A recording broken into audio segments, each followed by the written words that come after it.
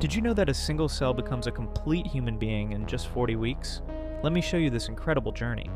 In the first 4 weeks, a tiny fertilized egg travels down the fallopian tube and plants itself in the womb. The placenta starts forming to feed your growing baby. By weeks 5 through 8, something amazing happens. The brain, heart, liver, and lungs begin to form. Little arm and leg buds appear, along with the first signs of eyes and ears. Weeks 9 through 12 mark a major milestone.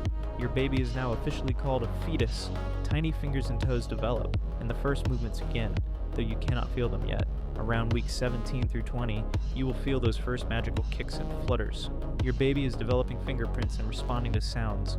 By weeks 33 through 36, your baby flips head down, getting ready for birth. At 40 weeks, your baby weighs 6 to 8 pounds and is completely ready to meet you. From one microscopic cell to a perfect human being, nature truly is extraordinary.